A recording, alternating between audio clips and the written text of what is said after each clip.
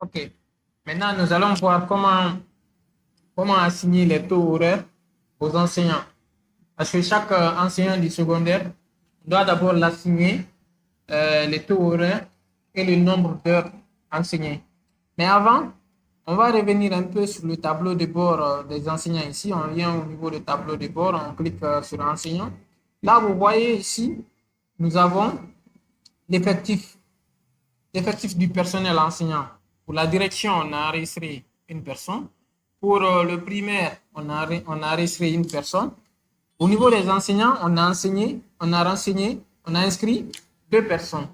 Ainsi, vous voyez les montants qui sont juste en bas. Le primaire, on a dit que le salaire de base de la seule personne qui est là, c'est à 5 millions. Donc, au niveau du primaire, c'est à 1 700 000. Mais par contre, au niveau du secondaire, ici, vu qu'on n'a pas, eux, ils n'ont pas de salaire de base et on n'a pas assigné les taux horaires, ici, c'est vide. Donc, nous allons maintenant assigner les taux horaires aux enseignants. Donc, mais avant de passer ici au niveau du budget de 9 mois, vous vous rappelez au niveau du paramétrage, dans l'année scolaire, on avait mis le nombre de mois de budget. On avait choisi 9 mois. Donc ici, ça calcule automatiquement le budget annuel de, de ces salaires-là. C'est-à-dire le salaire de tout le personnel enseignant multiplié par 9 plus, en plus des dépenses, c'est c'est ce qui va faire le budget annuel. Donc, sans plus tarder, on va venir au niveau du personnel enseignant. On clique sur la liste. À partir de là, on peut voir que au niveau de la direction et du primaire, ils ont leur salaire de base fixe. Donc, on peut venir au niveau des enseignants pour mettre maintenant les taux horaires. Si on prend par exemple au niveau de Ali Touré, on clique sur détail. Là, on a les différents menus ici. On a salaire, acompte, classe enseignée, cours et emploi du temps. Mais ce qui nous intéresse ici, c'est au niveau de classe enseignée. Au niveau de classe, je clique sur classe enseignée et puis je clique sur nouveau. Donc, à partir de là, je clique sur la classe. Je peux choisir, par exemple, l'enseigne la 8e, la 7e année 1. Mais ici, nous n'avons pas de matière. Pourquoi?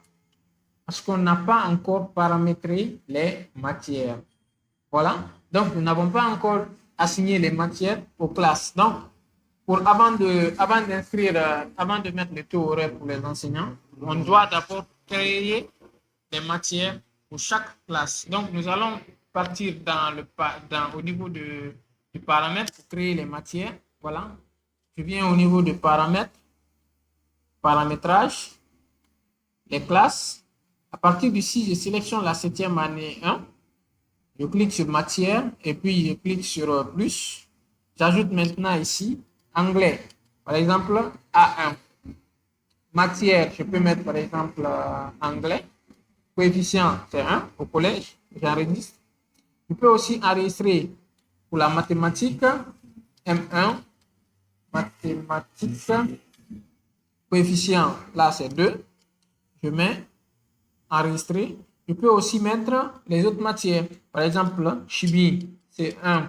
Je mets chimie, coefficient 1, j'enregistre. Je peux mettre aussi physique. Par exemple, P1, je mets physique. Ainsi de suite, coefficient 1. Voilà. Maintenant, on peut mettre ici toutes les matières de la classe, sans exception. À partir de là, on a 7e année 2, là, il n'y a pas de matière, mais vu que le collège, toutes les classes ont les mêmes matières, donc on peut dupliquer ces matières-là dans une autre classe. En faisant clic droite sur la 7e année qu'on vient de faire, on dit copier les matières de la 7e année 1 en 7e année 2. Je clique sur valider. Voilà, là, si je viens en 7e année 2, on a les mêmes matières. Je peux aussi, 8e année, là, il n'y a rien. Là, je peux copier aussi les matières de la 7e année 2 vers la 8e année. Et puis, je clique maintenant sur valider. Voilà. Donc, ici, maintenant, nous avons les matières dans 7e année 1, 7e année 2 et 8e année. Donc, c'est comme ça on crée les matières. Si on veut ajouter une matière à une classe, il suffit juste de sélectionner la classe et cliquer sur plus. Et puis, ajouter le code de la matière. C'est un choix. Vous pouvez mettre ce que vous voulez, mais c'est obligatoire de le mettre. Après, vous mettez le nom, coefficient et puis enregistrer. Donc, c'est comme ça on crée les matières. Donc, on va s'arrêter ici. On a créé ces différentes matières. Maintenant, la prochaine fois, on va maintenant mettre les heures, les classes de ces enseignants-là. OK? Donc, à la prochaine.